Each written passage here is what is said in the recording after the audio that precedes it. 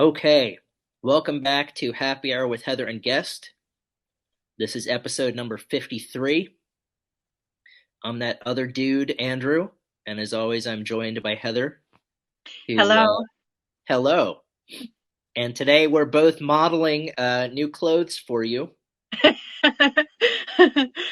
Heather's rocking a introverted but willing to discuss music tee, which may be difficult to see in the whole frame, but that's okay.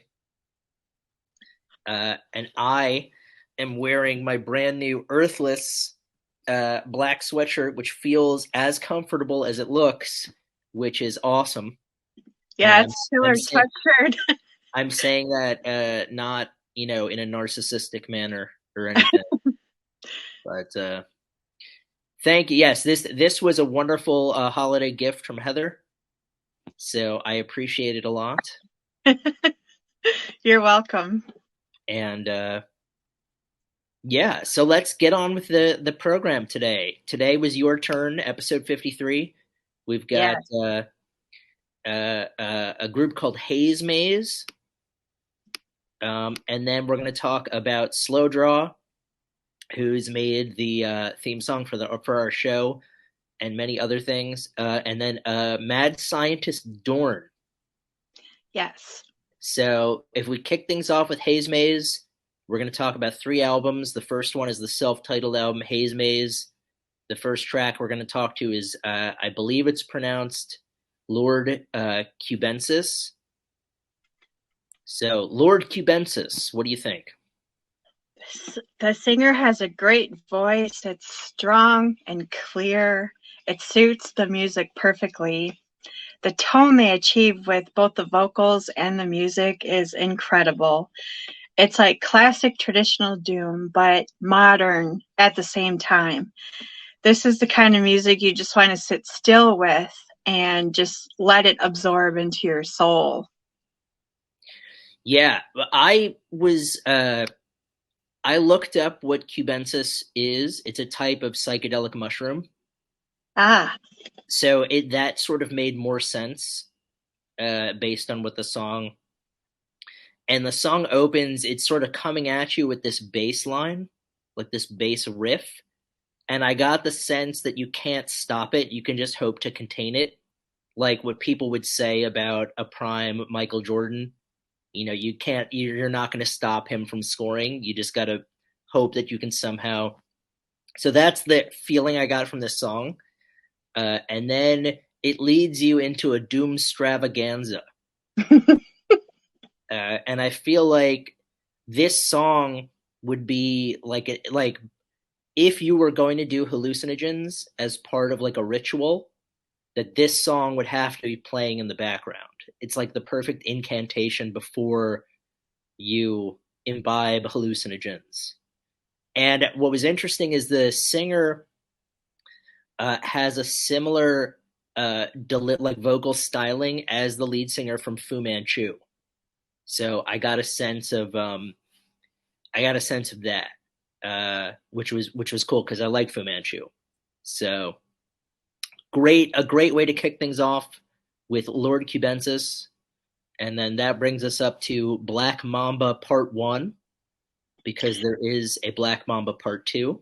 yeah. And part one, there's just something about Swedish doom. They do it so well. The song is a perfect example. It's a slow pace that's played perfectly.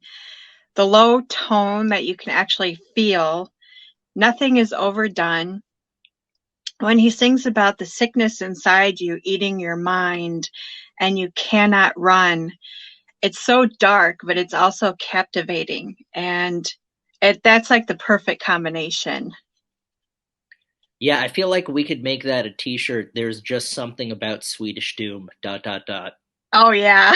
Um, yeah, Black Mamba Part One. It starts with some dissonance, so it's a little off-putting, and then it kind of it doesn't sound similar to the song War Pigs by Black Sabbath, but it sort of reminded me of that slow build-up in a way.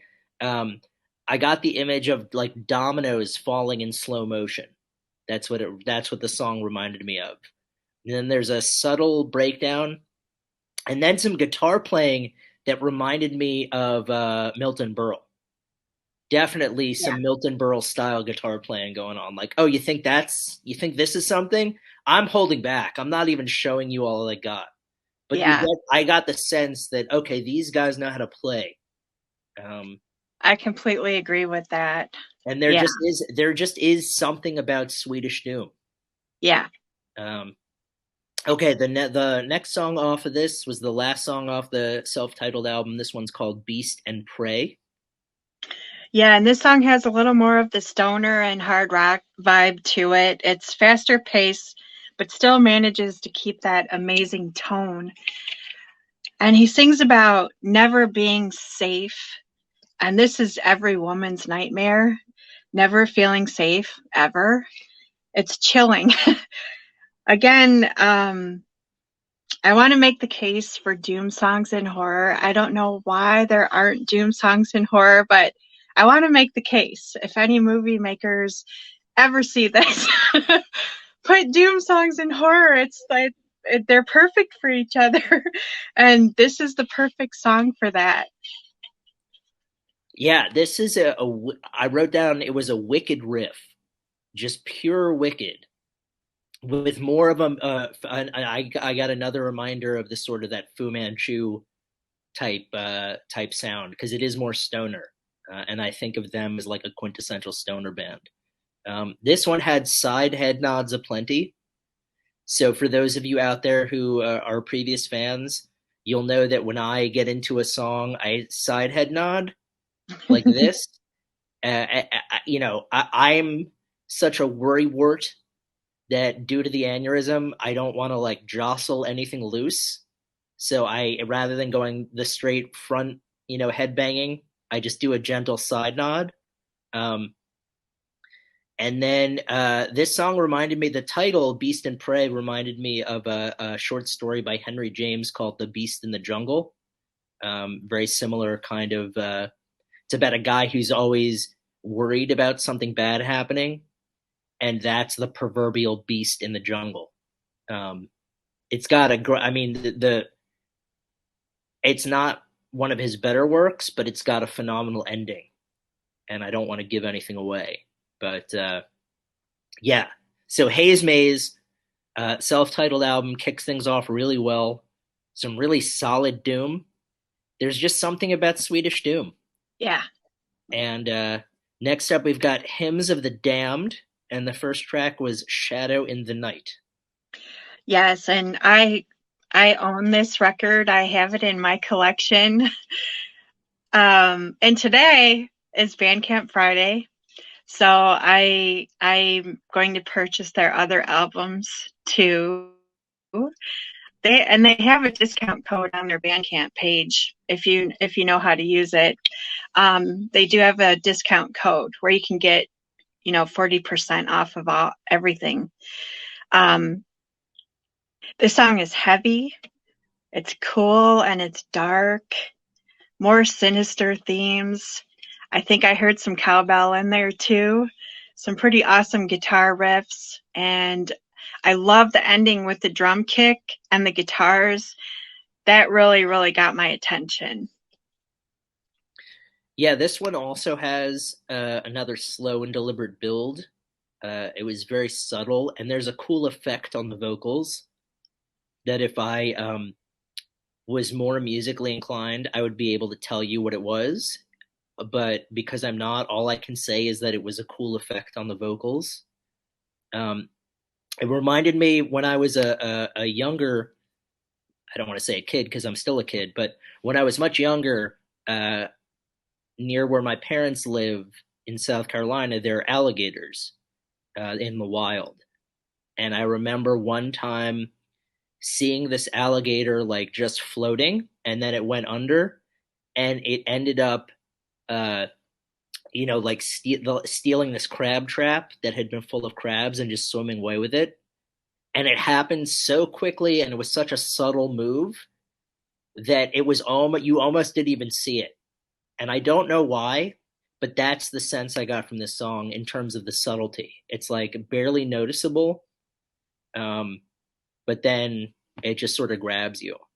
And yeah, a great continuation of the previous album.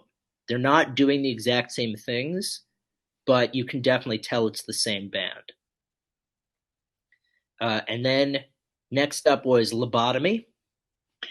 Yeah, I thought the opening with the drums and the bass is super cool. Then there's this sequence a bit later with the drums and the guitar that's really awesome too.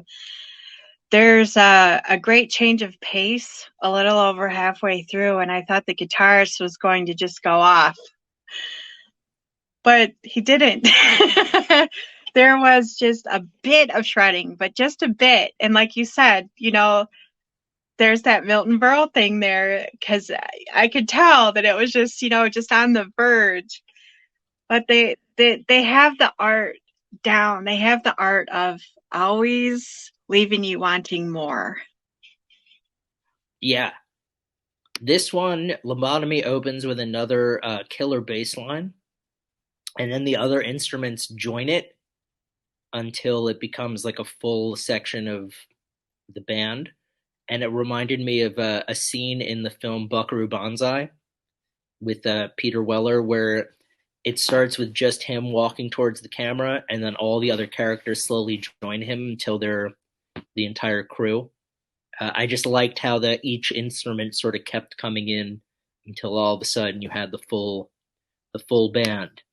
But yeah, another dynamite stoner jam to complement the other stoner tracks on this album. Even though there is just something about Swedish Doom, this one I like the elements that are able to incorporate from other genres. And then last up, Green River. Yeah, and this album has a running serial killer theme, and the Green River will become your grave. When he sings, the Green River will become your grave. Excuse me. Oh, Yeah, bless you. I was the Green River Killer. The Green River will become your grave. And then it's reinforced by the guitars afterwards. The tone of the bass, it sounds sinister. And in the second verse, the hate that grows within all comes out in mortal sin. If you thought the perfect song about a serial killer didn't exist, well, I'm here to tell you that it does. Yeah, this one I recognized I was like, okay, the song's called Green River. Odds are it's going to be about the serial killer. And then when I was listening to this song, um, I said it was a song that would like become a warning. Like a Nightmare on Elm Street, they have that 1, 2, Freddy coming for you, 3, 4, better lock your door. I was like, Yeah. okay, well, this song clearly should be sung as a warning to people about dangerous places. Yeah, don't get in the car. Don't get in the car, even if the person looks like they're a nice, unthreatening, unassuming person. Don't get in the car with Bob Wolverton. And yeah, so yeah, I mean that was pretty much another great song. They really do. They can really play well. I know. I think you had told me the last time before we started recording that perhaps they're not going to be making music for a while. So jump on the fact that they have music out there that you can listen to because they're that good. Yeah. Um, and then the last album was Blinded by the Wicked, and the first track was Devil's Spawn. And this album came out this year. I like how they have themes with their albums, and this one explores cults and their leaders. I really like the addition of the organ. It makes it sound even darker. I really like the guitar in this song, and the vocals just got stronger and stronger. They're really great at creating a mood or an atmosphere, mood and atmosphere. Yeah, this one this was interesting because this I felt like this was the heaviest. Even though all the albums have dealt with heavy music, this was the heaviest of the three. Um, I felt like it was bordering on sludge a little bit, even though it still retained, the hallmarks of doom. And I also dug the organ. The use of the organ gave it kind of a sinister vibe, even though it was a melodic instrument to include. But yeah, I was just sort of it was interesting to see how the direction they've gone in all three albums. Um, it's still them, but this one is kind of a little bit more in that heavier realm. Um, and then next up after Devil's Spawn was Ceremonial Aspersion. Yeah, it seems like with like each album, it does seem like they progressively got a little bit heavier and heavier. The opening line of this, Lucifer is laughing as he gets another soul. This could really be a script for a movie.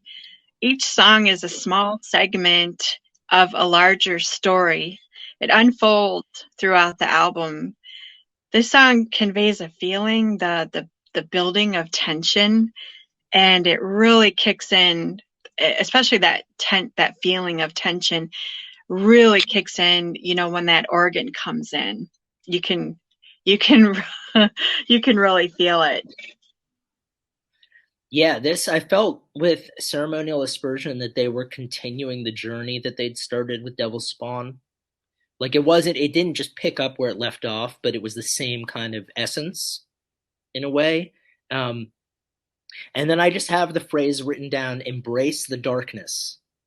I have no idea where that I'll have to ask if that's a lyric that perhaps subconsciously got caught in my head, or if I was so under the hypnotization of the song that I just wrote down "Embrace the darkness." But whatever it is, I want more of it because it's a great jam. Yeah. And then last up we have Luciferian Rite. Yeah, and this song is a bit faster. It's more on the stoner, hard rock side. The sound is the sound on this the whole album. The sound is absolutely incredible. I like how the sound that they have. It's like a mixture of traditional doom, hard rock, and then more modern doom and sludge. I don't know if they'll see this, but I just want to thank Hazemaze for all the music that they've given us. And I hope that the hiatus is not permanent. I hope that at some point they'll come back and do something, whatever capacity that might look like. I know the music industry, it's a tough industry to be in, but they have so much talent, and I just hope that they come back at some point, and whatever capacity, whatever that looks like, I hope they do consider, not that I have any influence, but I hope they do consider coming back at some point. Yeah, why echo your sentiments? The world needs more Hazemaze music in some form. Yeah. So yeah, for this one I wrote, "Let me show you what I can do with a six string." That's the opening. This I felt like this was more of a standard doom kind of stoner song, and then all of a sudden, I wrote zip zoom. Zip zoom, it becomes a progressive galloping jam. So the tempo changes, it becomes progressive, and then it goes back to sort of that slower, doomier stoner song from the beginning. But it was interesting to kind of see them throw yet another genre our way. But yeah, Hazemaze, Hymns of the Damned, Blinded by the Wicked, all albums that you should have in your rotation. And another great suggestion for us to discuss. So thank you, Heather. You're welcome. And then, do you want to do Mad Scientist Dorn or Slow Draw? Oh, either one. Whichever you would like to do next. Okay, why don't we do Mad Scientist Dorn and then we'll Okay. close with Slow Draw. Okay. So Mad Scientist Dorn, I listened to Astrocadastro. Yeah, that's what I listen to also.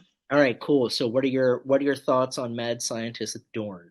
Okay, so I follow him on Twitter and I noticed that he was releasing and working on music and I thought, well, it would be fun to talk about it on our show. So let's talk about let's talk about Mad Scientist Dorn. He's from the Pacific Northwest and we recently talked about crow ballad and the thought did come into my head, what if they're the same person? What if? But that's just how my mind just does stuff like that. So because they're both from the Northwest, PNC area. This album has a variety of styles. There's some electronic, some rock, industrial. There's even a bit of thrash. Lots of curse words, which I really appreciate. Something for everyone. This is an artist that seems to be having a lot of fun creating this music. It has a bit of whimsy to it.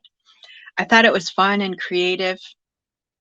I'm glad we took the time to check it out. The title to the song, Astrocadastro, it has some great guitar and drum sequences.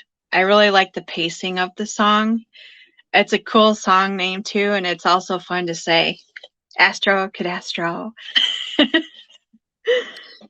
Yeah, when it was interesting because when I was looking at the album and the song titles, my first thought was, okay, these are somewhat ironic song titles. Like one of them is "I'm walking into a cryogenic chamber and cutting my head off."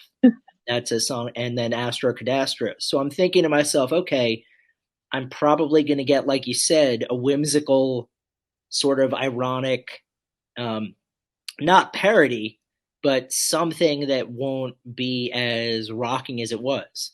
I was really impressed by like it's a straightforward rock and roll album. As you mentioned, there are different, genres being represented like thrash, industrial, but the whomever Mad Scientist Dorn is, I don't know what his alter ego, um, or his real persona, but Mad Scientist Dorn is a talented musician who's making great music. Um, and the fact that the song titles are ironic should sort of be left at the door. Like, don't let that, what's the word I'm looking for? Uh, Persuade you to thinking that the songs are going to be like nursery rhymes or Weird Al Yankovic parodies, because they're not. They're straightforward rock and roll jams. So this is the first Mad Scientist Dorn album I've listened to, but because I got hooked on Astrocadastro, I'm gonna go back and check out more, and just sort of continue to follow what started out as a completely wrong assumption of what the music I was getting into would be, and now I'm like hooked, and I need to hear all of it. So there's quite a bit yeah, I out there mean, too. Mad Sci. I'm gonna use the acronym MSD because it's easier to say. So MSD is prolific. I mean, Yeah, there are at least 8 albums on Bandcamp that you could check out. So this yeah, is just the beginning. yeah. And then our good pal Mark Kitchens in Slow Draw. We're gonna close the show with him. Yes. And this album came out, it was released today. Well, there we go. Dark Yeah. Dark Shadows and Happy Places, released today. Will be available digitally, streaming, and he's got a limited number of CDs. Some of the songs are really short, around a minute, and some are longer. The longest is just over 8 minutes. There are samples and soundscapes. These are improvised recordings that are stitched together I thought I think this is very creative, and everything he does is incredibly creative. The song titles are really creative too, and I think my favorite is Messages Without Punctuation. That cracked me up. It's a lot of electronic and ambient sounds. Mark is very prolific. This is his second release this year. Mark also wrote the theme song for our show, which I'll forever be grateful for. Mark does live stream shows on his Facebook page and TikTok too, and if you get a chance, definitely check those out. And he only has 13 CDs, so definitely, pick one up before they sell out. Yeah, Mark himself had described this album as Negative Land meets Suno meets Frippin' Eno. So if you're familiar with any of those musicians, you might get a sense of what these songs are like. It is extremely heavy on the ambient. Um, my personal favorite and another wonderful title is Robots on LSD. That was a personal favorite of mine. And to give you another sense, he built a song out of a sample from Bill and Ted's Excellent Adventure where somebody says, put them in the Iron Maiden. And then Bill and Ted go, Iron Maiden? And it just repeats, put them in the Iron Maiden. Iron Maiden, put them in the Iron Maiden. And then he builds a song around that with melody and everything. So you couldn't get more into my wheelhouse than building a song on a 1980s movie quotation. So, but yeah, I mean, I will forever be grateful to Mark for so many reasons. Aside from the fact that he's a talented musician and makes great music. So definitely worth checking out his entire catalog. If you're new to Slow Draw, check out Dark Shadows and Happy Places that's released today. It is a banger. And yeah, I think that's probably going to do it for us. Yeah. Unless you had anything else on the agenda. Nope. All right. So I will be finishing up with my semester at school, which means that my schedule will be a little bit more freed up. But we'll be back next week. Yeah. Yeah, I'm now I'm the one that has the crazy schedule. Right. As the holidays approach, Heather's schedule gets a little bit more crazy, but we will find the balance as we always do. Yeah. Somehow we've been able to make it work. So, yes. Yeah. So you just hang in there until then, Heather, and you out there, you, the listener, you hang in there until then as well. And we will see you next week.